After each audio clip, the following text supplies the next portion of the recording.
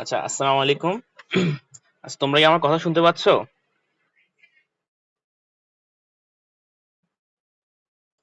একটু কেউ audio on করে জানাও কথা শুনতে পাচ্ছ কিনা সবাই।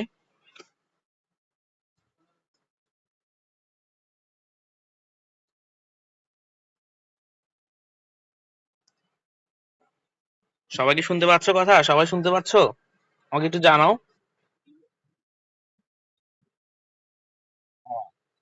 আচ্ছা, ঠিক আছে। আচ্ছা, দেখো আজকে আমরা হচ্ছে যে আচ্ছা, ঠিক আছে, সবাই একটু মিউট করো। আমি এখন শুরু করছি, আর 1 মিনিটের মধ্যে শুরু করব। দেখো তোমরা তো আজকে প্রায় এপ্রিল শেষ, তার মানে তোমাদের অনেকেরই অনেক কিছু পড়া হয়েছে। এখন অনেকের হচ্ছে তৃতীয় অধ্যায়ে পড়া আছে, তাই বলে এমন না হচ্ছে তৃতীয় অধ্যায়ে পড়া আছে বলে পড়বো না আমরা, ঠিক আছে? অনেকে অনেক কিছু জানো, একটু বোর লাগতে পারে যে আমি তো জানি কেন পড়াচ্ছে। এখানে অনেকেই আছে অনেক কিছু পড়ে নাই, ঠিক আছে? তাহলে সবার জন্য আমরা একটু একটু ধৈর্য ধরবো যাতে সবাই সবাই তাদের বেনিফিটটা পায়, ঠিক আছে? আচ্ছা, তো আমি হচ্ছে শুরু করবো। আমি যতটুকু সম্ভব একদম ডিটেলসে পড়াবো তোমাদেরকে, একটু ধৈর্য ধরবা তোমরা। আর হচ্ছে যে কারো যদি কোথায় কোনো সমস্যা হয় বুঝতে, আমি টাইম দিব। আমি একটা জিনিস বুঝানোর পর আমি জিজ্ঞেস করবো বুঝছো কিনা, তখন তোমরা মাইকটা অন করে বলবা, ঠিক আছে? আচ্ছা, ঠিক আছে, আমি শুরু করতেছি। দেখো, আজকে হচ্ছে যে আমরা যে রসায়নের তৃতীয় অধ্যায় যেটা পদার্থের গঠন সেটা নিয়ে পড়বো। এখন এই পদার্থের গঠন পড়ার সময় আমার জানতে হবে পদার্থটা কোত্থেকে আসছে, ঠিক আছে? এখন এই পদার্থ নিয়ে বিভিন্ন সময় বিভিন্ন বিজ্ঞানীদের অনেক কন্ট্রোভার্সি ছিল, মানে এক একজন এক একটা বলছে পদার্থটা কি, ঠিক আছে? তো আমরা জানি যে আমাদের কেমিস্ট্রি বলো বা সায়েন্স বলো সবসময় হচ্ছে গ্রিকরা আগে ছিল। তো দেখা যায় যে প্রাচীন গ্রিক দার্শনিকরা, আচ্ছা আমি তোমাদের বলবো তোমার সবাই একটু নোট করবা, ঠিক আছে? আমি যে যে কথাগুলো এখানে লিখবো সবগুলো ইম্পর্টেন্ট ফর এমসিকিউ এন্ড সৃজনশীল, তো নোট করবা একটু। দেখো, প্রাচীন গ্রিক দার্শনিক যারা ছিল তারা চিন্তা করতো সব পদার্থ হচ্ছে যে মাটি, পানি এবং বায়ুর মিশ্রণে তৈরি। তো সবাই চিন্তা করতো কি সব পদার্থ মাটি, পানি এবং বায়ুর মিশ্রণে তৈরি। কিন্তু তারপর আস্তে আস্তে বিভিন্ন বিজ্ঞানীরা এটা নিয়ে আহ, মানে এটা নিয়ে আবিষ্কার করা শুরু করলো যে কি আসলে পদার্থটা কি। তখন একজন বিজ্ঞানীর নাম আমাদের মনে রাখতে হবে, সে হচ্ছে ডেমোক্রিটাস। বিজ্ঞানী ডেমোক্রিটাস, ঠিক আছে? আচ্ছা, আমি আবার বলতেছি, বিভিন্ন সময় বিভিন্ন বিজ্ঞানীরা এই যে পদার্থ কি জিনিস সেটা নিয়ে চিন্তা ভাবনা করার সময় তারা এটাই চিন্তা করতো গ্রিক, যে সব পদার্থ হচ্ছে মাটি, পানি, বায়ুর একটা সংমিশ্রণে তৈরি, এটা চিন্তা করতো। তো আস্তে আস্তে সময় যেতে যেতে হচ্ছে বিজ্ঞানী ডেমোক্রিটাস, তিনি তখন বলছে যে কি পদার্থের একটা একক আছে। হ্যাঁ, কি বলছে? একক আছে যেটা অবিভাজ্য। হুম। হ্যাঁ, কিন্তু দেখা যাচ্ছে না।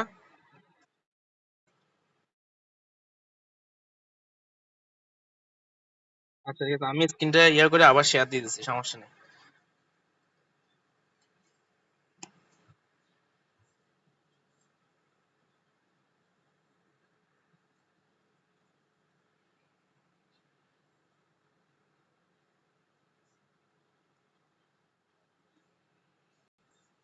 আচ্ছা, এখন কি দেখা যাচ্ছে?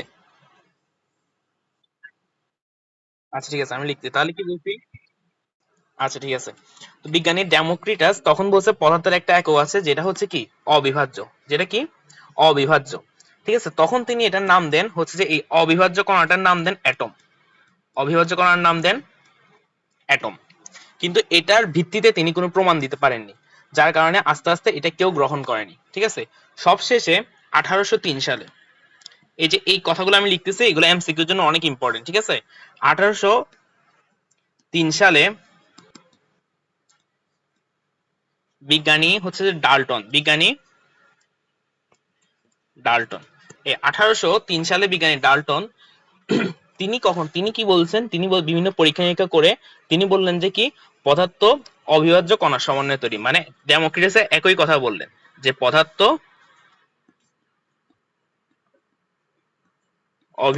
অবিভাজ্য কণার সমন্বয়ে তৈরি। তিনিও এই একই কথা বললেন, এবং যে ডেমোক্রিটাস যে আগে বলে গেছেন এটা, তো তার সম্মানে তিনি এটার নাম দিয়েছেন হচ্ছে অ্যাটম। মানে অ্যাটমই ছিল, তিনি এটার নামই অ্যাটম দিয়ে রেখেছেন। কেন? ডেমোক্রিটাসের সম্মানে। ঠিক আছে, এটা যদি আমরা বাঙালিরা হইতাম তাহলে নিশ্চয়ই আমাদের নাম দিতাম। ঠিক আছে, ওরা দেয় না, এটা আসলে ওরা হচ্ছে সম্মান করেছে। ঠিক আছে, তাহলে আমাদের হচ্ছে যে পদার্থ অবিভাজ্য, পদার্থ অবিভাজ্য, এটা হচ্ছে যে ফাইনাল কথা আসলো। কিন্তু পরে বিজ্ঞানীরা, এই যে আধুনিক সময়ে বিজ্ঞানীরা বিভিন্ন পরীক্ষা নিরীক্ষা করে দেখছে যে পদার্থ অবিভাজ্য না আসলে। ঠিক আছে, পদার্থ অবিভাজ্য না। এই পদার্থকে ভাঙলে আমি তিনটা জিনিস পাবো, তোমরা এটা জানো সবাই। তিনটা জিনিস কি কি পাইতে পারি? এক হচ্ছে প্রোটন, দুই হচ্ছে নিউট্রন, তিন হচ্ছে ইলেকট্রন। তাহলে বিজ্ঞানী প্রমাণ করছে কি পদার্থ অবিভাজ্য, যার নাম দিছে অ্যাটম। কিন্তু পরবর্তী সময়ে প্রমাণ হয়েছে যে কি পদার্থ অবিভাজ্য নয়, সেটা হচ্ছে যে এটাকে ভাঙলে আমি প্রোটন, ইলেকট্রন এবং নিউট্রন পাবো। ঠিক আছে, এতটুকু হচ্ছে যে আমাদের পদার্থ নিয়ে বিভিন্ন কথাবার্তা। ঠিক আছে, এখান থেকে হচ্ছে যে এই যেগুলো লাগবে এগুলো এমসিকিউ এর জন্য আসবে, এগুলো সৃজনশীল কখনোই আসবে না। তো আমরা এখানে যে কথাগুলো লিখছি পুরো একটা পেজ থেকে হচ্ছে যে এই চারটা কথা শিখলে তোমার এই পেজ আর পড়তে হবে না আশা করি। তোমরা আমাকে একটু এনশিওর করে এতটুকু বুঝছো কিনা।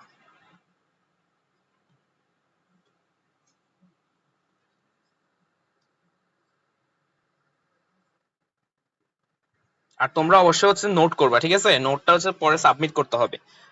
একটু বলো বুঝছো কিনা এতটুকু।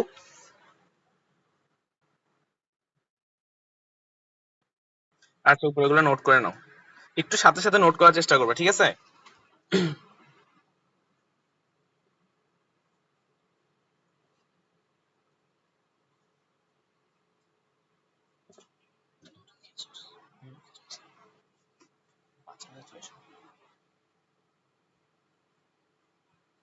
আচ্ছা, আমি হচ্ছে তোমরা নোট না করতে পারলে তোমরা চেষ্টা করবে নোট ক্লাসে করতে, তাহলে আর হচ্ছে বোরিং লাগবে না। আমি শেষে হচ্ছে আমার নোটটা তোমাদের সাথে শেয়ার করে দিব। ঠিক আছে, যে যতটুকু পারছো লিখছো, পরে একটু জায়গা খালি রেখে লিখো, সমস্যা নেই। আচ্ছা, তাহলে পদার্থ হচ্ছে যে পদার্থ দুই প্রকার। আচ্ছা, কার সাউন্ড অন, এর একটু অফ করো। মৌলিক পদার্থ, যৌগিক পদার্থ। তাহলে পদার্থ কয় প্রকার? পদার্থ হচ্ছে দুই প্রকার, একটা হচ্ছে মৌলিক পদার্থ, একটা হচ্ছে যৌগিক পদার্থ। তো মৌলিক পদার্থ কাকে বলে? যাকে ভাঙলে আর কোনো পদার্থ পাওয়া যাবে না। কি বলছি? যাকে, যাকে ভাঙলে অন্য কিছু। আচ্ছা ঠিক আছে, দিব, সমস্যা নেই।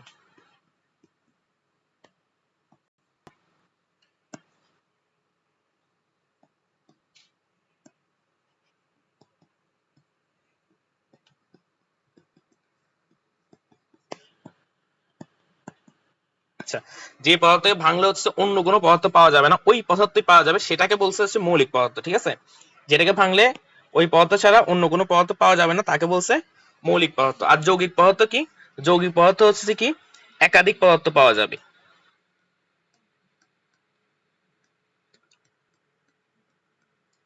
একাধিক পদার্থ পাওয়া যাবে। ঠিক আছে, আমরা যদি একটা এক্সাম্পল দেখি, আসো, পানি, H2O। পানিকে ভাঙলে আমরা কি পাই? হাইড্রোজেন পাবো দুইটা, আর অক্সিজেন পাবো একটা। তার মানে পানিকে ভাঙলে আমরা পানি পাচ্ছি না, পানিকে ভাঙতে ভাঙতে ভাঙতে আমরা কি পাচ্ছি? হাইড্রোজেন পাচ্ছি, অক্সিজেন পাচ্ছি। তার মানে পানিকে ভাঙলে একাধিক পদার্থ পাওয়া যাবে, তাহলে অবশ্যই পানি যৌগিক পদার্থ।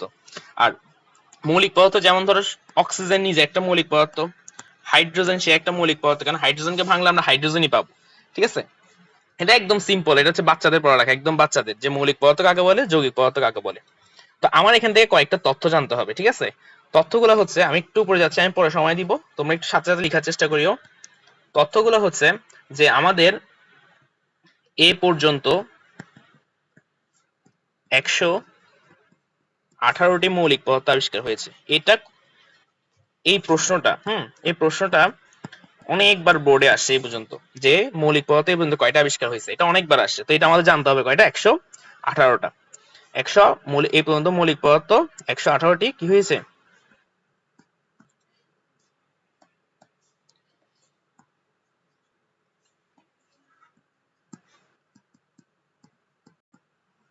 আচ্ছা, তোমরা একটু ধৈর্য ধরবা। ঠিক আছে, প্রথমে হয়তো একটু বোরিং লাগবে, কারণ প্রথম দিকে পড়াগুলো একটু বোরিং, তারপর আমরা আস্তে আস্তে মজা পাবো।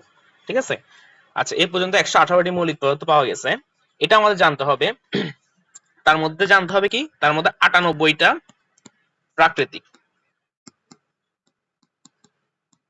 এই কথাটা জানতে হবে যে 118টা মৌলিক পদার্থ আছে আমাদের। এই যে 118টা মৌলিক পদার্থ আছে, যে 118টা মৌলিক পদার্থ তোমরা নিশ্চয়ই কেমিস্ট্রি বই খুলে পর্যায় সারণী দেখছো।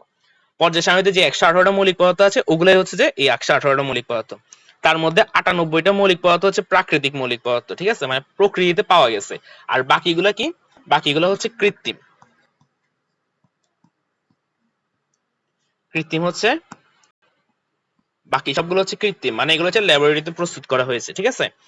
আচ্ছা, তাহলে এটা হচ্ছে যে আমাদের এখান থেকে মৌলিক পদার্থ থেকে এই কয়টা জিনিস জানলে হবে। আরেকটা জিনিস জানতে হবে যেটা হচ্ছে মোস্ট ইম্পর্টেন্ট। এটা হচ্ছে মোস্ট ইম্পর্টেন্ট একটা তথ্য, এটা অনেকবার আসছে যে পরীক্ষায়, সেটা হচ্ছে আমাদের শরীরে, আমাদের শরীরে মোট 26টি মৌল আছে। 26টি।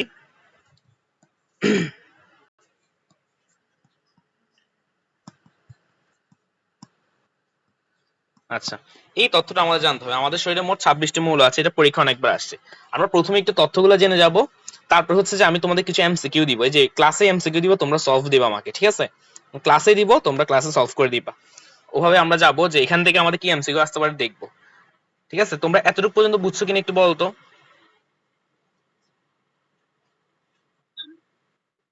আচ্ছা, ঠিক আছে, থ্যাংক ইউ। আচ্ছা, এবার আসলে যৌগিক পদার্থ থেকে আমার কি জানতে হবে। যৌগিক পদার্থ তেমন কিছু জানার নাই, যে যৌগিক পদার্থটা কি জিনিস, একাধিক পদার্থ পাওয়া যাবে। আর মনে রাখবা, যেই সব পদার্থগুলো পাওয়া যাবে তারা ওই পদার্থ থেকে সম্পূর্ণ ভিন্ন। লাইক হচ্ছে যে এই যে আমাদের এখানে পানি, পানিকে ভাঙলে আমি হাইড্রোজেন পাইছি, অক্সিজেন পাইছি।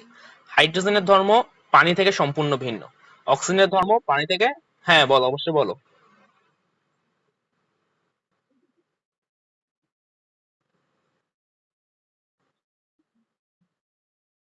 আচ্ছা, আমি বুঝিনি তোমার কথা, আরেকবার বলো।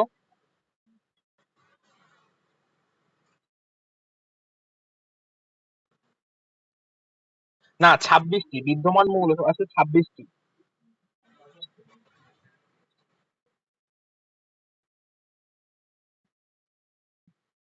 মোট মৌল আছে 26টি, ঠিক আছে। আচ্ছা, বাইরে থেকে সাউন্ড আসতেছে, কেউ একটু বন্ধ করে বলো। আর কারো সমস্যা আছে? আচ্ছা, আশা করি নাই। দেখো, তারপর হচ্ছে দেখো যেমন যৌগিক পদার্থ, যৌগিক পদার্থ। হ্যাঁ বলো, বলো। জি, কেমিস্ট্রি ক্লাস হচ্ছে। জি, কেমিস্ট্রি ক্লাস হচ্ছে।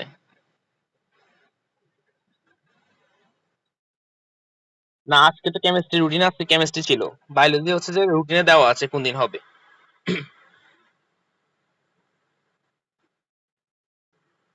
ঠিক আছে, ক্লিয়ার।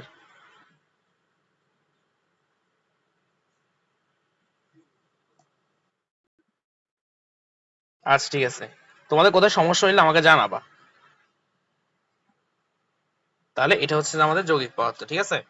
আচ্ছা, আর যৌগিক পদার্থ থেকে হচ্ছে তেমন কিছু জানা নাই, এই জিনিসটা জানবা যে পদার্থকে ভাঙলে একাধিক মৌল পদার্থ পাওয়া যায়। এখন আমরা দুইটা জিনিসে আসবো, দুইটা কথা আমি একসাথে বলবো, ঠিক আছে। একটা হচ্ছে পরমাণু, হুম, আর একটা হচ্ছে অণু। কোনটা কি জিনিস মানে বুঝবো আগে, তারপর হচ্ছে লেখালেখি, ঠিক আছে। আগে একটু বুঝি যে পরমাণু কি জিনিস আর অণু কি জিনিস। এখন একটা জিনিস চিন্তা করো, তুমি এই যে হাইড্রোজেন অথবা অক্সিজেন, অথবা অক্সিজেন, ও টু না, ও, হাইড্রোজেন অথবা অক্সিজেন, তুমি যাকেই ভাঙো সবসময় হাইড্রোজেনকে হাইড্রোজেন পাবা, অক্সিজেনকে অক্সিজেন পাবা। এই যে এগুলো কি, এগুলো একটা মৌলিক পদার্থ, আমরা একটু আগে দেখছি যে এগুলো হচ্ছে মৌলিক পদার্থ। এই যে মৌলিক পদার্থ, এই মৌলিক পদার্থকে ভাঙলে দেখা যাচ্ছে যে কি আমাদের আরো একটা মৌলিক পদার্থ পাওয়া যাচ্ছে, ওই সেম মৌলিক পদার্থ পাওয়া যাচ্ছে। তো হচ্ছে যে এই মৌলিক পদার্থ যেগুলো পাওয়া যাচ্ছে, এই যে ক্ষুদ্রতম কণা, এটাকে ভাঙতে, হাইড্রোজেনকে ভাঙতে ভাঙতে ভাঙতে ভাঙতে শেষে আমাদের থাকবে কি, একটা হাইড্রোজেন কণা থাকবে। এই যে পরমাণু হচ্ছে যে কি, তাহলে আমি বলতে পারি মৌলিক পদার্থের,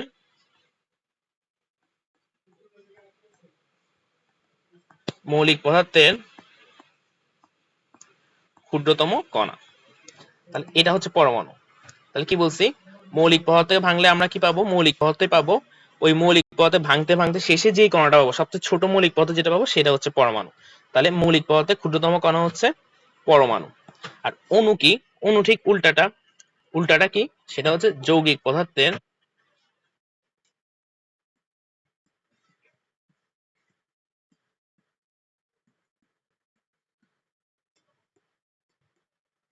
আচ্ছা অণু কি? অণু হচ্ছে যৌগিক পদার্থের ক্ষুদ্রতম কণা। আচ্ছা আমি বলি এটা একটু বোঝার জন্য, আমরা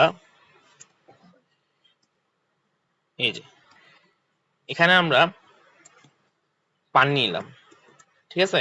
পানি নিলাম, এখানে মনে করো এখানে অনেক পানি আছে, তাই না? অনেক পানি আছে। এখন এই পানিকে ভাঙলে দেখা যায় পানির একটা অণু, সাথে পানির আরেকটা অণু, সাথে আরেকটা অণু, সাথে আরেকটা অণু, সাথে আরেকটা অণু, আরেকটা অণু, এরকম অনেক অণু একটার সাথে একটা হচ্ছে কি করে লেগে এতগুলো পানি তৈরি করছে, ঠিক আছে? তো আমি যখন পানিটাকে নিয়ে ভাঙবো তখন আমি কি পাবো? অনেকগুলো পানি পাবো। অনেকগুলো কি পাবো? অনেকগুলো পানির অণু পাবো, অনেকগুলো পানি পাবো, অনেকগুলো পানি পাবো। এই যে যৌগিক পদার্থ, এটাকে ভেঙে যে আমি ক্ষুদ্রতম কণা পাইলাম, একটা পানির কণা, একটা পানির কণা, একটা পানির কণা, এই দেখো একটা পানির কণা, একটা কণা, একটা কণা, একটা কণা, এরকম একটা একটা একটা প্রতিটা কণাকে বলা হয় অণু। জিনিসটা বুঝছো? মানে যৌগিক পদার্থ ভাঙলে যে ছোট ছোট ছোট ছোট কণা পাবো, এগুলো সবগুলো হচ্ছে অণু। ওই কণা মিলেই অণু তৈরি হয়, ঠিক আছে? আর মৌলিক পদার্থের ক্ষুদ্রতম কণা হচ্ছে কি? পরমাণু। এখানে হচ্ছে পার্থক্য। এখন তোমাদেরকে আমি একটা প্রশ্ন লিখি যে O2 এটা কি পরমাণু নাকি অণু? কি হবে? O2 পরমাণু না অণু বলো তো?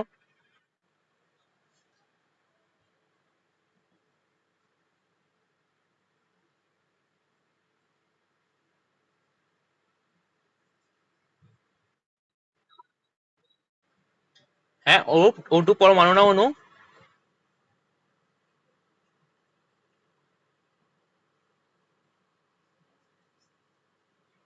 বলো একজন বল। হ্যাঁ ভেরি গুড। হ্যাঁ ভেরি গুড। তাহলে O2 অবশ্যই অণু হবে। কেন? একটা অক্সিজেন আর একটা অক্সিজেন, দুইটা অক্সিজেন মিলে কি করছে? এটা তৈরি করছে।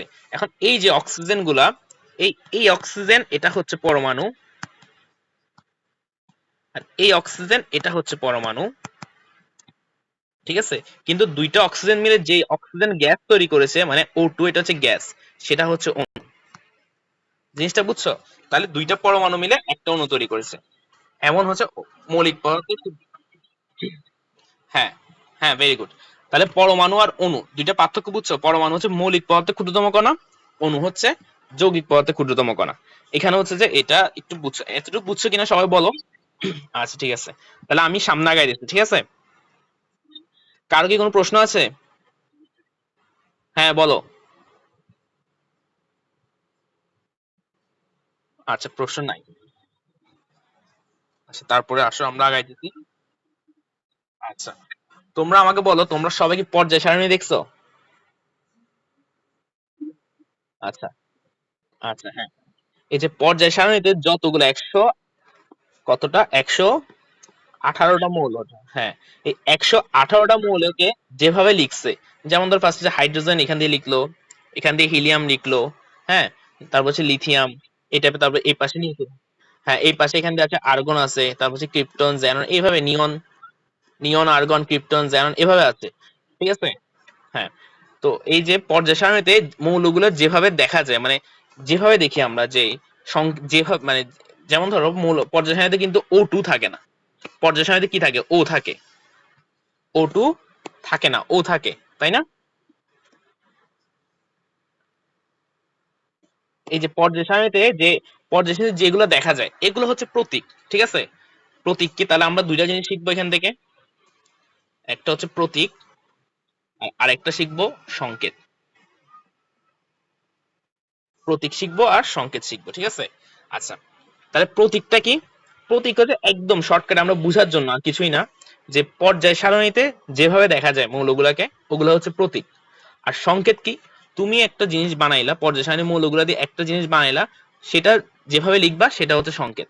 আমি যদি একটা উদাহরণ দিই, যেমন হাইড্রোজেনের প্রতীক হচ্ছে এইচ, অক্সিজেনের প্রতীক হচ্ছে ও। ঠিক আছে? হ্যাঁ, হাইড্রোজেনের প্রতীক অক্সিজেন, তারপর হচ্ছে যে তোমার নাইট্রোজেনের প্রতীক এন, তাই তো? কিন্তু সংকেত চিন্তা করো, পানির সংকেত কি? H2O। এটা কি পানির প্রতীক বলতে পারবা?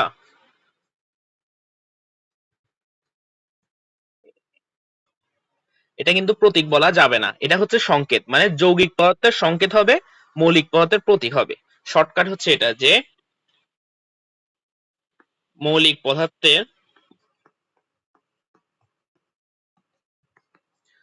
পদার্থের প্রতীক আর যৌগিক পদার্থের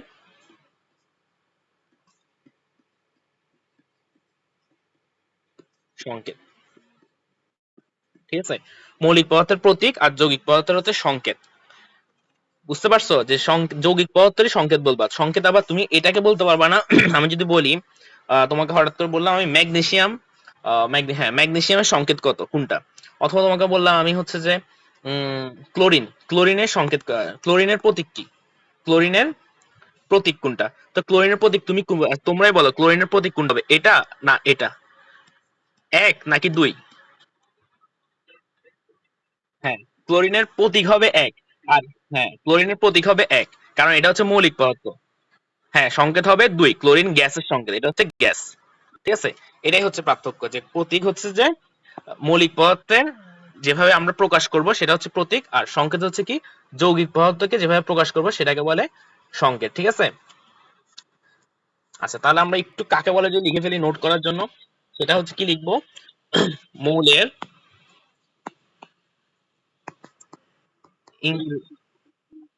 হ্যাঁ লিখতেছি, মৌলের ইংরেজি বা ল্যাটিন নামের,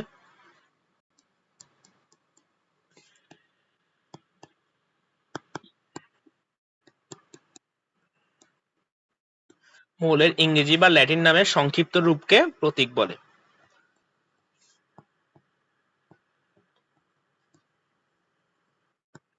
তাহলে প্রতীক করতে হলে আমার হয় ইংলিশে লিখতে হবে বা ল্যাটিন ভাষায় লিখতে হবে। ঠিক আছে?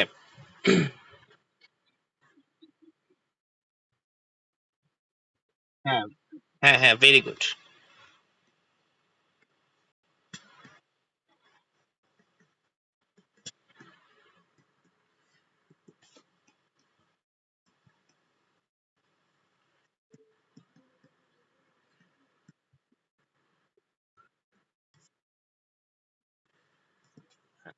তাহলে প্রতীক আর সংকেতে কোনো সমস্যা আছে কারো?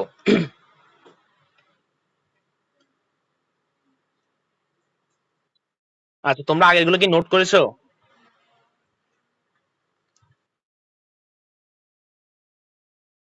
আচ্ছা, একটু তাড়াতাড়ি করো, আমাদের তো ক্লাস টাইম সংক্ষিপ্ত, শেষ করতে হবে, মানে অনেকটুকু পড়াইতে হবে।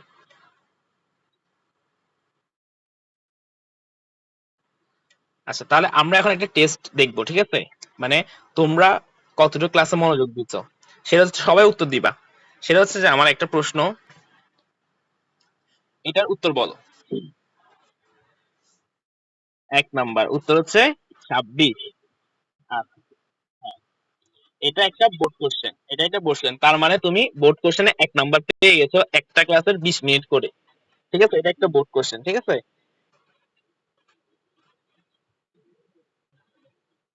ঠিক আছে? আচ্ছা, ঠিক আছে, আমরা এটা, হ্যাঁ আমরা পারছি, এটা হচ্ছে 26। তো আমরা এখন আরেকটু জিনিস দেখবো, সেটা হচ্ছে যে এই যে পরমাণু আর অণু, এখানের মধ্যে একটা জিনিস দেখবো।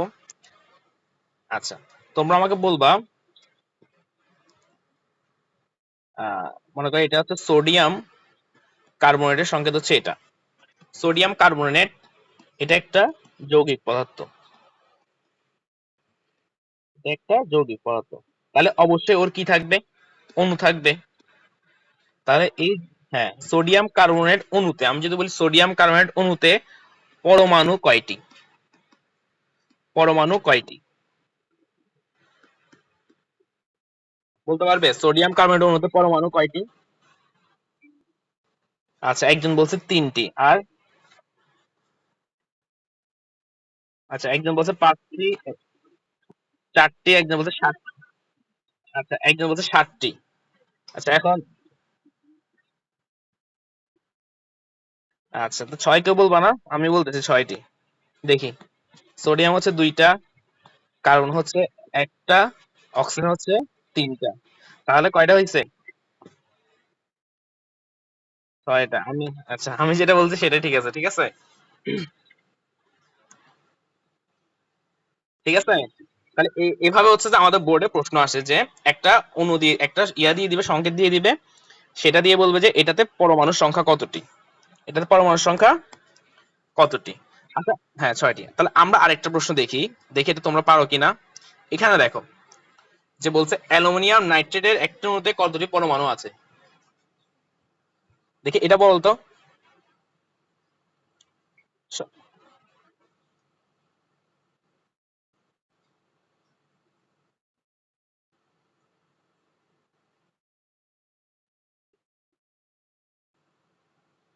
13টা। আচ্ছা, একজন বলছে 13টা, তারপরে আর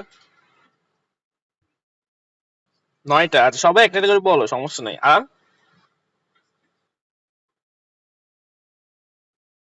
আচ্ছা, একজন 15 বলছে, আরেকজন 5 বলো।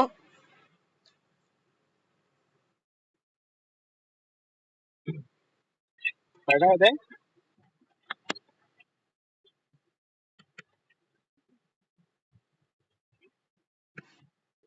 13টি না?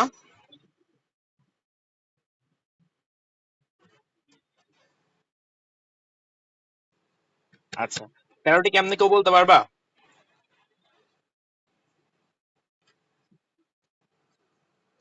কেউ কি বলতে পারবা 13টি কিভাবে?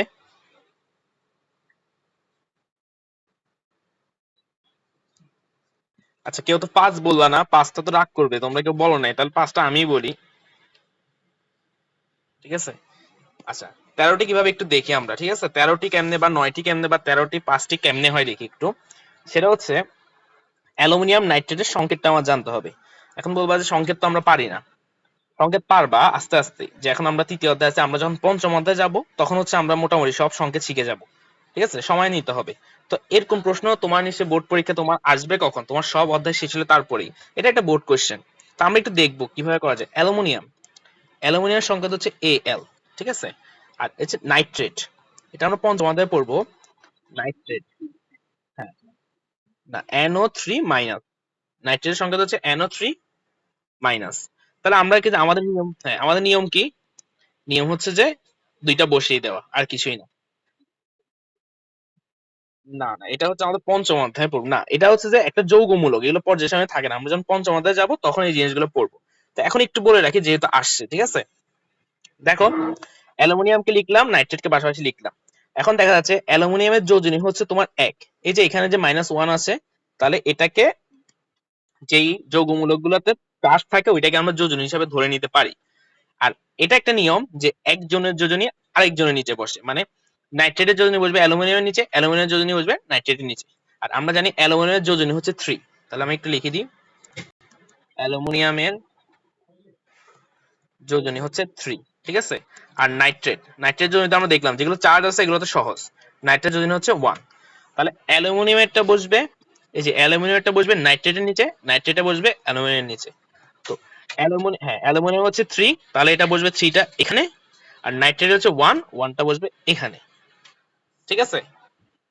তাহলে এই যে এটা হলো আমাদের অ্যালুমিনিয়াম, আহা এটা কি আসলো,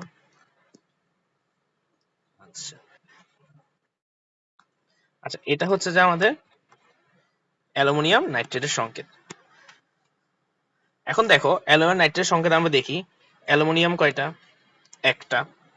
আর এখানে NO3, NO3 হোল 3, হোল মানে কি সবার মধ্যে গুণ করতে হবে, তাহলে N হচ্ছে 3টা, ও হচ্ছে 9টা। তাহলে আমরা কয়টা হচ্ছে, 3টা প্লাস 9টা, এই যে 3টা প্লাস 9টা, তাহলে 13টা। তাহলে যারা 13টা বলছো তাদেরটা হচ্ছে কি সঠিক হয়েছে। তাহলে আমি উত্তরটা ঠিক করে দিই, তোমাদেরকে আমি স্লাইডটা দিয়ে দিব আবার। 13টা, ঠিক আছে। বুঝছো প্রশ্ন কিভাবে আসে বোর্ডে?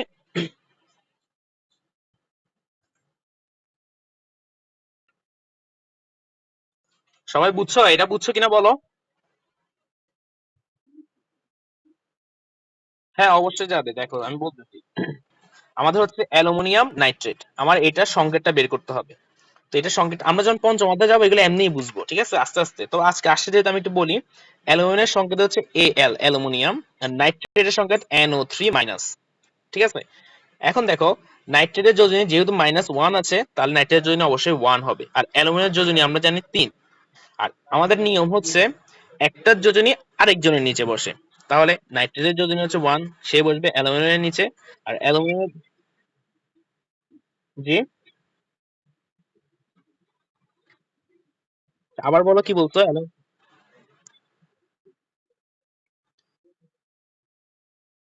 হ্যাঁ নাইট্রোজেন, হ্যাঁ নাইট্রোজেন না, এটা হচ্ছে নাইট্রেট, এটা একটা যৌগমূলক। এই যে এটা একটা যৌগমূলক, ঠিক আছে, এগুলো আমরা পঞ্চম অধ্যায়ে গেলে পাবো। যৌগমূলক, যৌগমূলক এটা একসাথে কাজ করে, মানে ওরা তিনটা ভিন্ন ভিন্ন মূল একসাথে যুক্ত হয়ে একই রকম কাজ করে, এই জন্য এটাকে বলে যৌগমূলক। আচ্ছা, তো অ্যালুমিনিয়ামের যোজনী, দেখো অ্যালুমিনিয়ামের যোজনী 3, সে বসছে নাইট্রেটের নিচে, আর নাইট্রেটের যোজনী 1, সে বসছে অ্যালুমিনিয়ামের নিচে। তো আমরা দেখি অ্যালুমিনিয়াম হচ্ছে একটা, নাইট্রেট হচ্ছে, নাইট্রোজেন হচ্ছে 3 একে 3, তিনটা, আর অক্সিজেন হচ্ছে 3 3 9টা, 18টা। বুঝতে পারছো এখন? আচ্ছা ঠিক আছে, তাহলে আমরা হচ্ছে সামনে আগাই। তাহলে আমরা দুইটা প্রশ্ন এখান থেকে সলভ করে ফেললাম। আচ্ছা, তাহলে এবার আমাদের পরের টপিকে যাই আমরা। সেটা হচ্ছে এই যে আমরা যে সংকেত শিখলাম, যে ফার্স্টে যে আমরা এই যে এখানে প্রতীক শিখলাম, বলছে যে প্রতীক কি হবে, মৌলের ইংরেজি বা ল্যাটিন নামের সংক্ষিপ্ত রূপকে প্রতীক বলে। ঠিক আছে, এখানে নিয়ম আছে কয়েকটা, প্রতীকের নিয়ম, এখান থেকে খুবই খুবই প্রশ্ন আসে, বোর্ড কোশ্চেন। হ্যাঁ, প্রতীক থেকে অনেক বেশি প্রশ্ন আসে।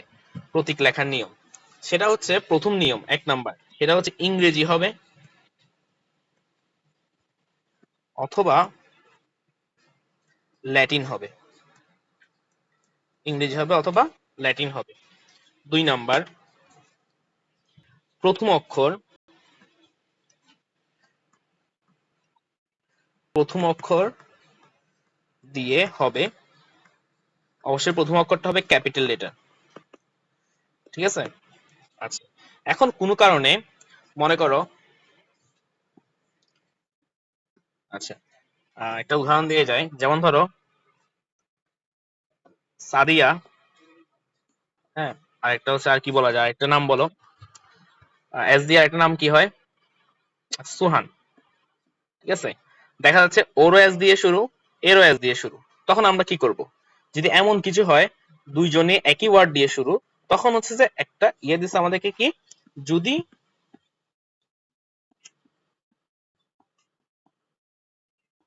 যদি দুইটি মৌলের প্রথম অক্ষর একই হয়, তবে দ্বিতীয় অক্ষর নিতে হবে, একটা অক্ষর নিতে হবে, ঠিক আছে। এটা, তাহলে আমরা একটা এক্সাম্পল দিই, সেটা হচ্ছে মনে করো সালফার, সালফার, সালফারের প্রথম অক্ষর এস, সালফারকে এস দিয়ে প্রকাশ করা হয়। আর সিলিকন, সিলিকন, সিলিকনও এস দিয়ে শুরু, তো এটাকে কি করা যাবে না, এস তো লেখা যাবে না, এই জন্য এটাকে প্রথম 2 অক্ষর নিছি, প্রথম অক্ষর বড় হাতের, পর অক্ষর ছোট হাতের। তো 3টা নিয়ম গেল, ঠিক আছে। যে প্রথম নিয়ম হচ্ছে ইংরেজি বা ল্যাটিন নামে লিখতে হবে, দ্বিতীয় নিয়ম হচ্ছে প্রথম অক্ষর দিয়ে লিখতে হবে, আর তৃতীয় নিয়ম হচ্ছে কি, দুইটি মৌলের একই অক্ষর হলে তাহলে হচ্ছে দ্বিতীয় অক্ষরটা নিতে হবে, ঠিক আছে। এতটুকু বুঝছো? আচ্ছা, এখন আমাদের সমস্যা আসলে এই জায়গায় পড়বে না, এই জায়গায় সমস্যা পড়বে না, আমরা এগুলা পড়তে পড়তে গেলা মানে আমাদের হয়ে যাবে। সমস্যা পড়বে যে এই জায়গায় ইংরেজি আর ল্যাটিন, কোনটা ইংরেজি কোনটা ল্যাটিন এটা জানতে হবে, ঠিক আছে। কোনটা ইংরেজি কোনটা ল্যাটিন জানার জন্য আমাদের কিছু জিনিস মুখস্থ রাখতে হবে। এই জিনিসগুলা এই বইয়ে যা আছে আমি অতটুকু মুখস্থ করাবো, যে কয়টা আছে ওগুলাই মুখস্থ করবা, ওগুলাই পরীক্ষায় বারবার আসবে, আর এগুলো অনেক বেশি পরীক্ষায় আসে। আচ্ছা, আমরা একটু টাইম দাও আমাকে।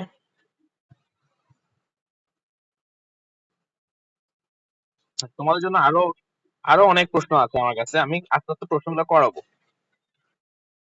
জাস্ট 1 মিনিট টাইম দাও।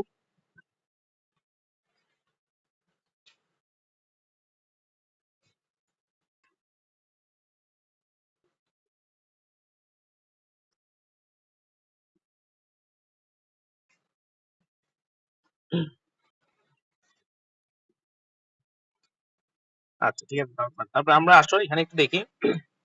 তা তিনটা নিয়ম।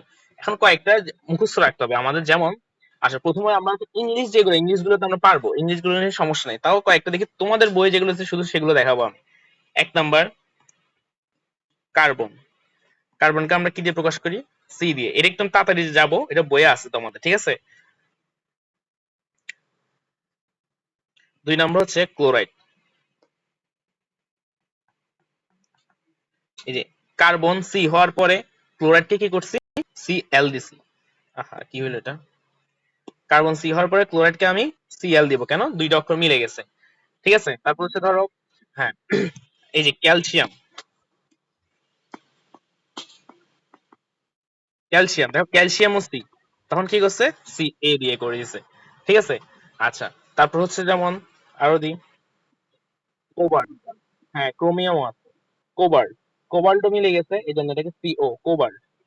তারপর হচ্ছে যে ক্যাডমিয়াম। এগুলো তোমাদের বইয়ে আছে, ঠিক আছে, তাও আমি একবার লিখলে তোমাদের জিনিসগুলা একটু মাথায় থাকবে, মনে থাকবে যে আমি লিখছিলাম, তোমরা দেখছো, এটা মনে থাকবে। আর আচ্ছা হ্যাঁ, কপারও আছে লিখবো।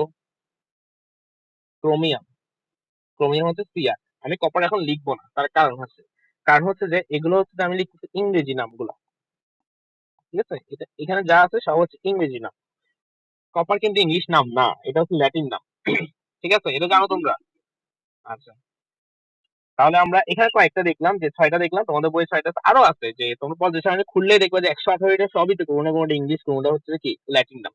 তো এই যে ইংলিশ নামগুলো আমাদের ইম্পর্টেন্ট না, যেগুলো আমি লিখলাম ছয়টা, এগুলো ইম্পর্টেন্ট না। আমাদের ইম্পর্টেন্ট হচ্ছে ল্যাটিন নামগুলো, যেখান থেকে প্রশ্ন হর হামেশাই অনেক বেশি আসে, ঠিক আছে। যেটা আমি লিখবো এখন, দেখো এগুলো একটু মুখস্থ করতে হবে আমার সাথে সাথে। ল্যাটিন নাম। আচ্ছা, এক নম্বর আসো, সবাই যেটাতে সমস্যা হয়, সোডিয়াম। এটাতে কি হওয়ার কথা ছিল? এস ও হওয়ার কথা ছিল না?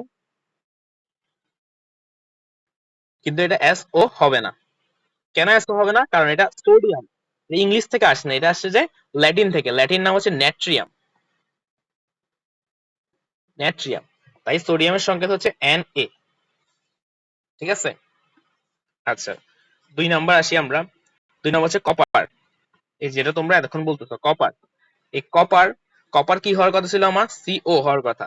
সিও অলরেডি আছে, দেখো কোবাল্টে আমাদের সিও আছে, এই যে কোবাল্টে সিও আছে। তো আমি এই জন্য সিওটাকে কি করলাম? কপার এটা হবে না, ঠিক আছে। এটা কপার হবে না। কপারটা আসলে ল্যাটিন নাম থেকে, তার নাম হচ্ছে কাপ্রাম, তার নাম। হ্যাঁ বলো। সিইউ, এই যে আমি এটা দেখাচ্ছি তোমাকে, যে কপার সিও হইতো, কিন্তু এটা যদি ইংলিশ নাম হইতো তাহলে সিও হইতো, কিন্তু এটা হচ্ছে ল্যাটিন নাম থেকে, এটা সি ইউ হয়ে গেছে কাপ্রাম থেকে। এই যে সোডিয়াম, ন্যাট্রিয়াম, কাপ্রাম, এগুলো তোমার এমসিকিউ তো অনেক বেশি আসে। হ্যাঁ, এই যে এই পড়াগুলো, এগুলোই তোমার লাগবে, ঠিক আছে। এগুলো তোমার লাগবে, আমি কিছুক্ষণ পর দেখাবো তোমাদের, দেখবা যে অনেকগুলো এমসিকিউ এখান থেকে আসতেছে। তারপর আসো আমরা আগাই, তোমরা আশা করি লিখতেছো আমার সাথে। আচ্ছা, একসাথে লিখতে থাকি। পটাশিয়াম, আমি একটু তাড়াতাড়ি লিখবো এবার। পটাশিয়াম কোত্থেকে আসছে? পটাশিয়াম আসে ক্যালিয়াম থেকে। ক্যালিয়াম, ক্যালিয়াম থেকে কে, ঠিক আছে। তারপর হচ্ছে যে 4 নাম্বার আমরা লিখলাম যে সিলভার। সিলভার, সিলভার আসছে কোত্থেকে? আর্জেন্টাম থেকে। আর্জেন্টাম, যেটাকে বলে এ জি। সিলভারের ল্যাটিন নাম হচ্ছে আর্জেন্টাম, ঠিক আছে। তার হচ্ছে টিন। টিন, এই যে টিন, এটা পরীক্ষা অনেক বেশি আছে। টিন, অ্যান্টিমনি, তারপর হচ্ছে টাংস্টান, এই কথাগুলো বেশি আসবে, আমি সবগুলো লিখবো এখানে। স্টেনাম। তোমরা কি খুব বোর হচ্ছ? আচ্ছা ঠিক আছে, থ্যাংক ইউ। টিন হচ্ছে স্টেনাম। তারপর হচ্ছে যে অ্যান্টিমনি। অ্যান্টিমনি, অ্যান্টিমনি আসছে স্টেবিয়াম। স্টেবিয়াম, এই যে এস বি, এখানে একটু খেয়াল করো, এখানে হচ্ছে যে স্টে নাম এস এন দিয়ে করছে, স্টে নাম দুইটাই এস, এই জন্য এটাকে কি করছে? স্টেবিয়াম, স্টে মিল আছে, বি দিয়ে করছে স্টেবিয়াম, ঠিক আছে। এই দুইটাতে একটু আমাদের, হ্যাঁ, এই দুইটাতে কনফিউশন সবার হয়, তাই কারণে এই দুইটাকে স্টার দিয়ে রাখো। তারপর হচ্ছে যে গোল্ড, সবার হচ্ছে যে পছন্দের, তাই না? গোল্ড, হুম, হ্যাঁ কিন্তু এটা হচ্ছে অরাম, এই জন্য এটাকে আসছে এ ইউ। আচ্ছা, তারপর হচ্ছে যে আমাদের লেড। লেড, লেড হচ্ছে যে প্লাম্বাম থেকে আসছে। প্লাম বাম, প্লাম্বাম, এটা হচ্ছে পিবি। ঠিক আছে, তারপর হচ্ছে আয়রন। আয়রন যেটা ফেরাম থেকে আসছে, এটার নাম হচ্ছে এফ ই। এখানে একটা স্টার দাও। আয়রনটা ইম্পর্টেন্ট, লেডটা ইম্পর্টেন্ট, এই দুইটা ইম্পর্টেন্ট, এগুলো পরীক্ষা আসে। আর এখানে হচ্ছে টি নয় অ্যান্টিমনি। আরেকটা দেখি আমরা। তারপর হচ্ছে তোমার টাংস্টেন। এই টাংস্টেন এটাতে 5 স্টার দাও।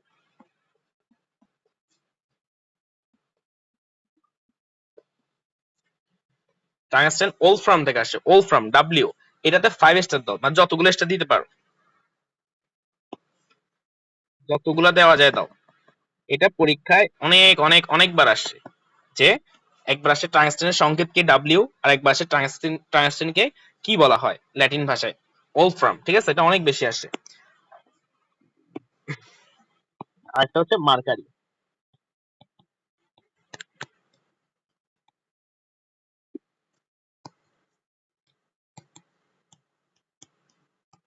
মার্কারি, মার্কারি করতে আসছে হাইড্রার, হাইড্রার জিরাম।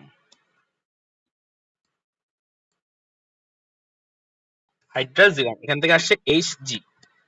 ঠিক আছে, এখানে একটা স্টার দাও, এখানে একটা স্টার দিলে হবে। তাহলে এই এগুলা যেগুলো তোমার বই আছে, আরো আছে, আরো অনেক আছে, কিন্তু তোমার বইয়ে 11টা নাম দিছে, তুমি এই 11টাই পড়বা। এই 11টাই পড়বা, আর এই 11টাই মনে রাখবা। এই 11টা মনে রাখতে হবে, এগুলো পরীক্ষায় আসে, মানে এখান থেকে আসবেই। তোমার কোনো বোর্ড এখান থেকে কোশ্চেন ছাড়া বাদ যাচ্ছে না। ঠিক আছে, তোমরা এতটুকু লিখছো সবাই? আচ্ছা আচ্ছা, লিখলে আমাকে জানাবা, আমি তোমাদেরকে আবার এমসিকিউ তে যাবো।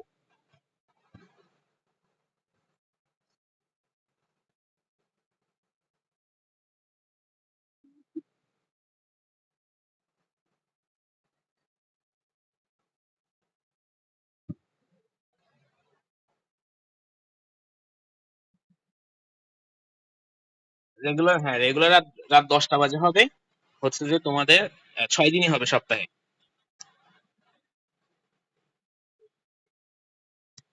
তোমরা শুধু আমার সাথে একটু থাকবা। হঠাৎ করে স্টুডেন্ট আরো কমে গেল, 10 জন হয়ে গেল, তখন তো আর আমাদের ভালো লাগবে না ক্লাস নিতে আসলে। ঠিক আছে, তোমরা একটু চেষ্টা করবে সবসময় রেগুলার থাকতে, ঠিক আছে? আচ্ছা, তাহলে আমরা একটু দেখি এমসিকিউ দেখি কয়েকটা। আচ্ছা, এটার উত্তর দাও।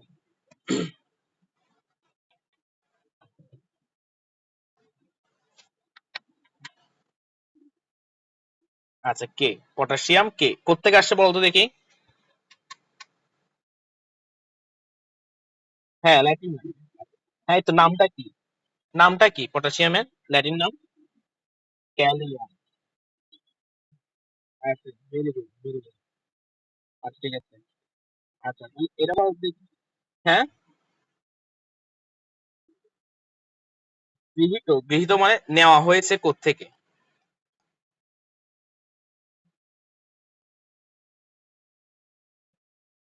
ঠিক আছে, গৃহীত মানে নেওয়া হয়েছে, কোত্থেকে নেওয়া হয়েছে নামটা, ল্যাটিন ভাষা থেকে। কোনটা? পটাশিয়াম কে ক্যালিয়াম থেকে নেওয়া হয়েছে, ঠিক আছে। আচ্ছা, দেখি এটা উত্তর দাও।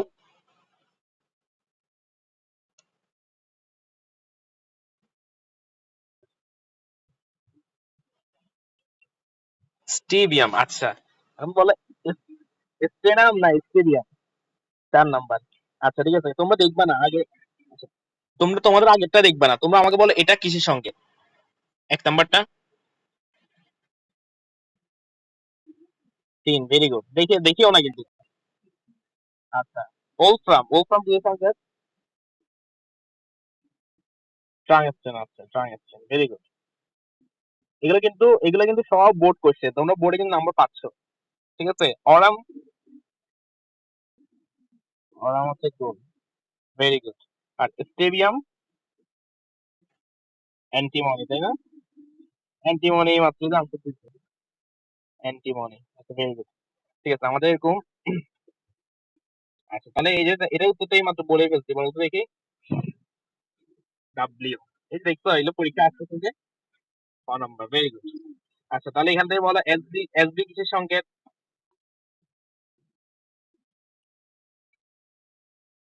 অ্যান্টিমনি। পিবি জেড, আর এইচজি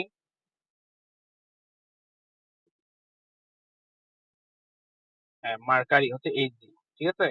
পিবি হচ্ছে লেড, আর এটা হচ্ছে অ্যান্টি, বলতো কি অ্যান্টিমনি, তাই না? আচ্ছা ভেরি গুড। আচ্ছা ঠিক আছে। আচ্ছা ঠিক আছে তাহলে এখন আমরা আরেকটা টপিকে যাই। এতটুকু সবাই বুঝছো তো?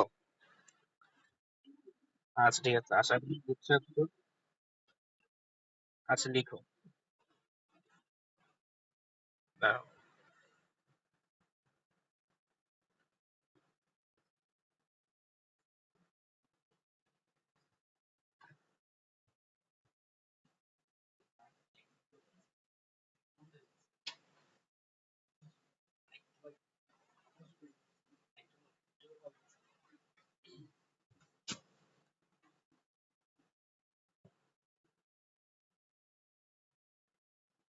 হয়েছে?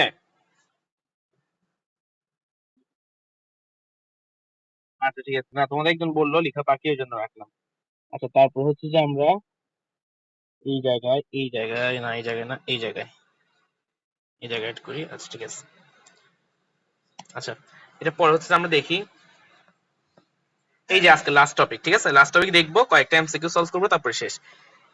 যে আমরা যে বলছিলাম লাস্টে বিজ্ঞানীরা আবিষ্কার করছে যে কি, পরমাণুকে ভাঙলে যে অ্যাটম পাওয়া যায়, সেটাকে ভাঙলে আরো কিছু জিনিস পাওয়া যায়। কি কি? ইলেকট্রন, প্রোটন আর নিউট্রন, ঠিক আছে, আমরা তিনটা। আচ্ছা তিনটা হচ্ছে একসাথে পড়ার চেষ্টা করব, ইলেকট্রন, প্রোটন, নিউট্রন।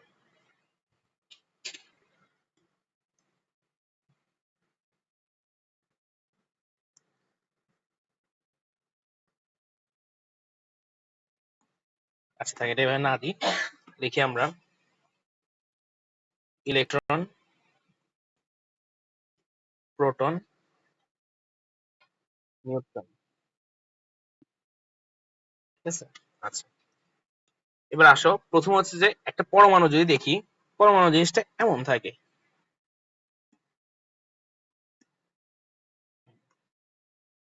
এই যে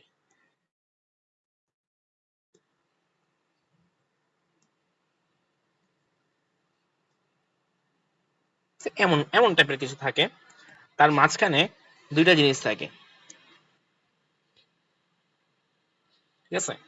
দুইটা জিনিস বলতে এক এক সময় এক একটা থাকে, মানে দুইটা জিনিস থাকতে পারে। এই যে মাঝখানে এই জায়গাটাকে, এই যে মাঝখানে এই জায়গাটাকে বলা হয় নিউক্লিয়াস। এটা একটু বোঝার জন্য বলতেছে, আর কিছুই না। নিউক্লিয়াস, এই যে নিউক্লিয়াসের মধ্যে দুইটা জিনিস থাকে না, একটা হচ্ছে প্রোটন আর একটা হচ্ছে নিউট্রন। তাহলে একটা পরমাণুর মাঝখানে থাকে প্রোটন এবং নিউট্রন। তারপর হচ্ছে বাইরে দেখা যায় এই জায়গাগুলোতে, এই জায়গাগুলোতে ঘুরে ফিরা করে। আমরা এটা পরের ক্লাসে আমরা এগুলো পড়াবো। হ্যাঁ এই জায়গাগুলোতে কিছু ঘোরাফেরা করে, তার নাম হচ্ছে ইলেকট্রন। ইলেকট্রন, ঠিক আছে, ইলেকট্রন। তো এই যে ইলেকট্রন, প্রোটন, নিউট্রন, এটা সম্পর্কে হচ্ছে যে আমরা জানবো। তাহলে আমি এটাকে তোমাদের জন্য আলাদা করে নিয়ে যাই, ঠিক আছে? সেটা আমি পরে তোমাদেরকে স্লাইডে অ্যাড করে দিব এই জিনিসটা। এটা আমরা একটু দেখি এখানে, দেখো ইলেকট্রন। তো আমাদের এখানে কি কি জানতে হবে? কি কি জানতে হবে? প্রথম হচ্ছে যে এটার আধান জানতে হবে, চার্জ জানতে হবে, ঠিক আছে। প্রথম হচ্ছে যে 1 নম্বর চার্জ। চার্জ, এটা কি সবার এখানে সেম হচ্ছে? ও আচ্ছা, এটা তাহলে তোমার ওখানে একটু সমস্যা হচ্ছে, সবার এখানে ঠিক আছে। তুমি একটা কাজ করো, তুমি একটু বের হয়ে আবার জয়েন করো নাইলে। আমি, হ্যাঁ আচ্ছা দেখো। আচ্ছা একটু হোল্ড করে তুমি যাদের সমস্যা বের হয়ে জয়েন করো, আমি এই যে 1 মিনিট হোল্ড করলাম।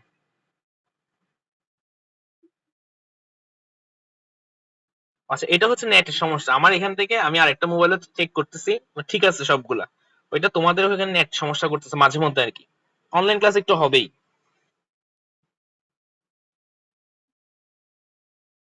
হ্যাঁ একটু একটু তো করতেই হবে, উপায় তো নাই। আচ্ছা আমাদের ইলেকট্রনটা এই জায়গায় না লিখি, ইলেকট্রনটা একটু এই পাশে লিখি।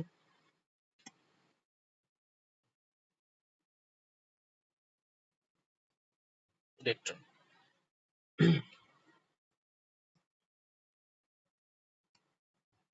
আচ্ছা দেখো 1 নাম্বার শুরু করি আমি। চার্জ, সবার চার্জ গুলো আমার জানতে হবে, ঠিক আছে? সবার চার্জ ফার্স্ট হচ্ছে ইলেকট্রনের চার্জ। এটা একদম মুখস্থ রাখতে হবে। এটা আজকে থেকে কেমিস্ট্রি শুরু করছো, আজকে থেকে শুরু করে আজীবন যতদিন কেমিস্ট্রি পড়বা ততদিন লাগবে। 1.60 ইন্টু 10⁻⁻19 কুলম। এটা হচ্ছে ইলেকট্রনের চার্জ। মাইনাস লিখছে দেখছো, কারণ ইলেকট্রন হচ্ছে যে নেগেটিভ চার্জ। সেটা সুন্দর হচ্ছে না কেন? না, ঋণাত্মক।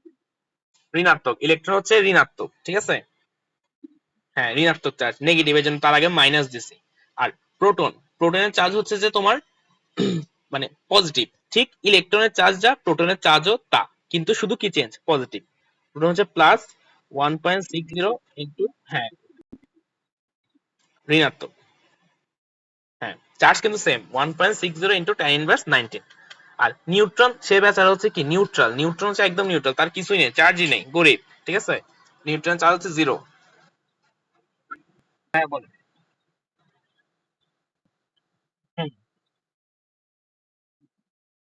-19, মানটা একই, -19, শুধু চেঞ্জ কি প্লাস আর মাইনাস।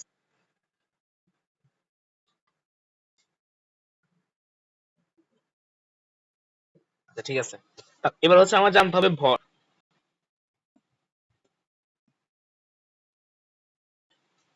আহ,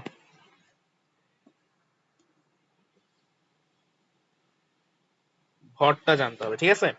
ভর, ভর দেখো, ইলেকট্রনের ভর, ইলেকট্রন বাইরে থাকে কিন্তু ইলেকট্রনের ভর খুবই কম, মানে খুবই কম, মানে খুবই খুবই খুবই কম, মানে অনেক বেশি কম।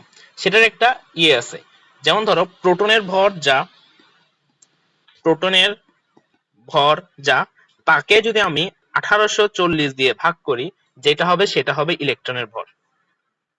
বুঝছো? মানে ইলেকট্রনের ভর খুবই কম, ইলেকট্রন একদম খুবই হালকা একটা জিনিস। তো ইলেকট্রনের ভর হচ্ছে প্রোটনের ভরের 1840 ভাগের 1 ভাগ হচ্ছে কি ইলেকট্রন। তো ইলেকট্রনের ভরটা কত, সেটা হচ্ছে 9 ইন্টু, দাঁড়াও আমি একটু মুছি,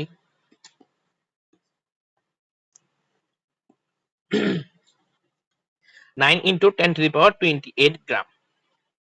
28 গ্রাম, ঠিক আছে? ইলেকট্রনের ভর হচ্ছে 9 × 10⁻28 গ্রাম। তোমরা এটা শিখে যাবা, উপরে তোমরা শিখবা যে কি 28 28 28, এটাই তো শিখবা। কিন্তু পরীক্ষায় টিচার একটু চালাই করবে, কি করবে, এটাকে করে দিবে 9 × 10⁻⁻28 কেজি। তখন তখন তুমি কি করবা, এটা লাগাবা, কারণ তুমি শিখে আসছো 28, ঠিক আছে? তোমার সবগুলোতে 9 এটা থাকবে, তুমি শিখে আসছো 28, তুমি এটাই দাগাবা। কিন্তু আমরা শিখছি কি গ্রাম, নট কেজি, ঠিক আছে? তাহলে এটা ভুল। কেজি হইলে কি হবে আমার এটাও জানতে হবে। সেটা হচ্ছে 9 × 10⁻⁻31 কেজি।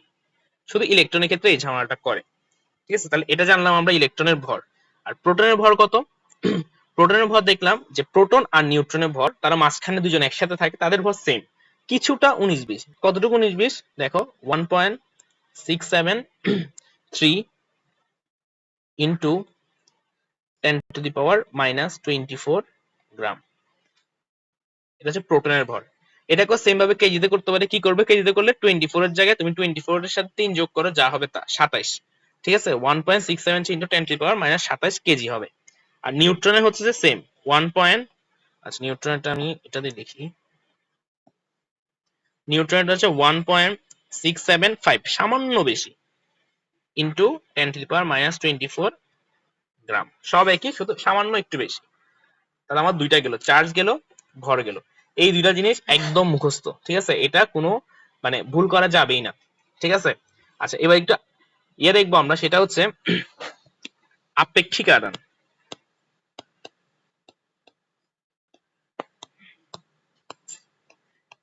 আপেক্ষিক আধান। আচ্ছা আপেক্ষিক শব্দটা কি?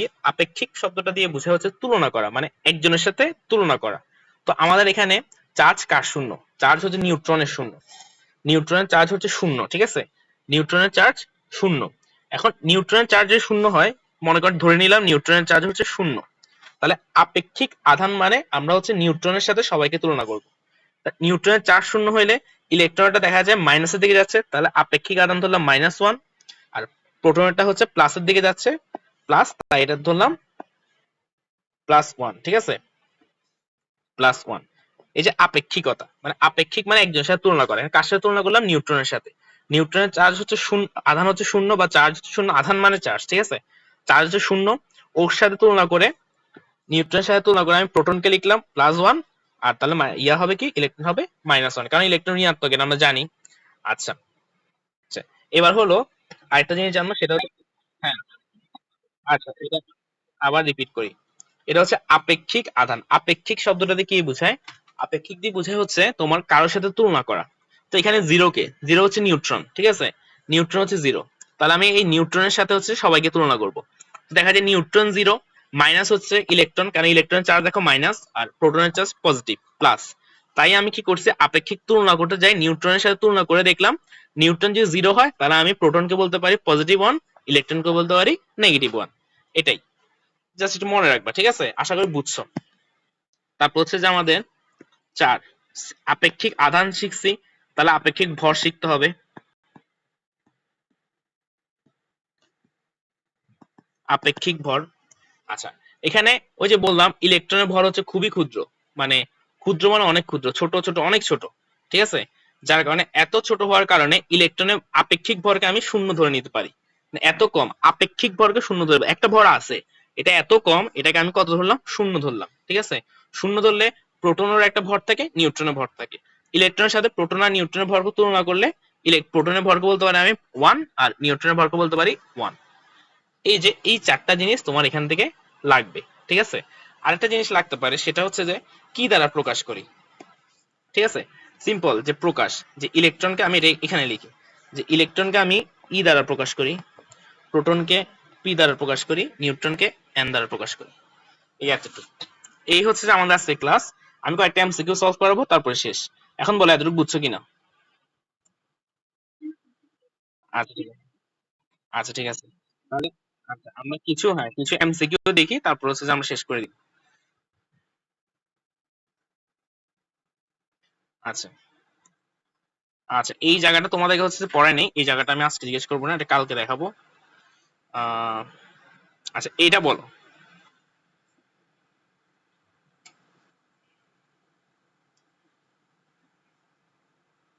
এটার উত্তর কি হবে?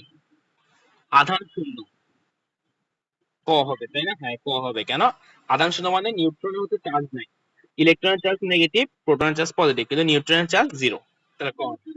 আচ্ছা, ভেরি গুড। আর আর দুইটা কোশ্চেন রাখছিলাম, কিন্তু ওই টপিকটা তোমাদেরকে পড়াই নেই, যার কারণে এটা কালকে আমি পরে ক্লাসে ওইটা দেখাবো। আচ্ছা, একটি ইলেকট্রনের প্রকৃত ভর, এই যে আসল ভর কত একটি ইলেকট্রনের, বলতো দেখি কোনটা হবে?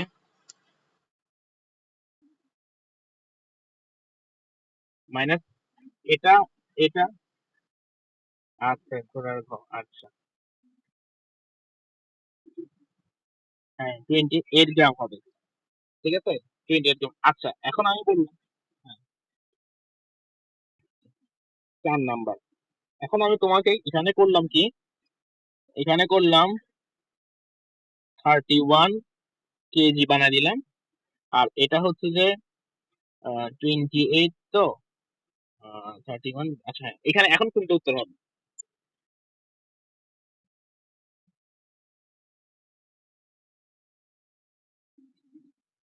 এটা এখনো ঘ, গরুর গত হওয়ার সুযোগই নেই। হ্যাঁ, গরুর দেখো কনফিউশন হয়েছে, কিন্তু গরুর গড় সুযোগই নেই। 31 কেজি আর 28 গ্রাম একই, মানে -28 আর -31 সেম, ঠিক আছে, কেজি আর গ্রামের পার্থক্য, ঠিক আছে।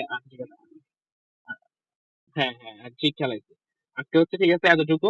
তোমার কেমন লাগছে বলো?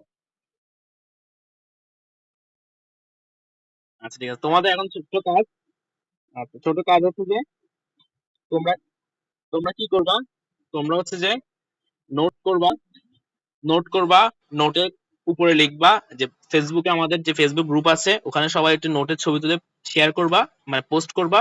লিখবা যে কি, রসায়ন 3য় অধ্যায় এখানে যেটা আছে লেখা, পদার্থের গঠন, ইনস্ট্রাক্টরস, এই নামটা লিখবা, এতটুকু করে নোটটা শেয়ার করে দিবা। ফেসবুক নাই?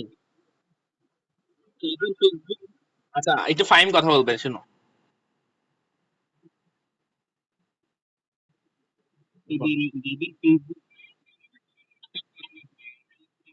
মানে দিব, ধরো তুমি প্রাইজ মানি পাওয়ার লিস্টে আসো, তখন আমি তোমাকে বলবো যে তোমার নোটগুলো দেখাও। তখন যদি তুমি তোমার নোট দেখাইতে না পারো তাহলে তুমি ক্যান্সেল হয়ে যাবে।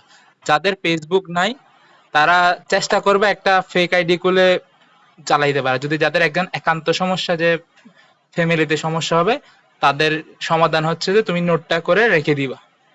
আর যখন তুমি প্রাইস মানি দিব তখন হচ্ছে যে আমি তোমাদের এই নোটটা খুঁজে নিব তুমি আসলে ক্লাস করছো কি করো না এটার জন্য।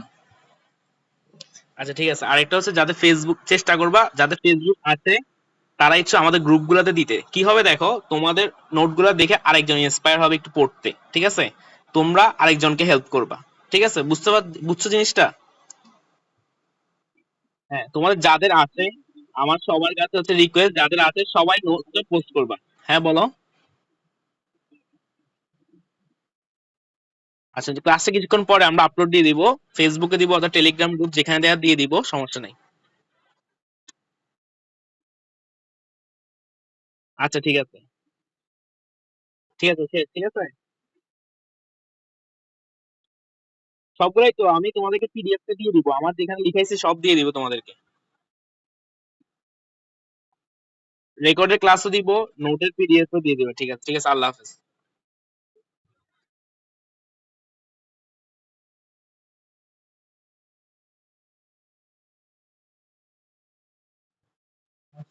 হুম। হ্যাঁ।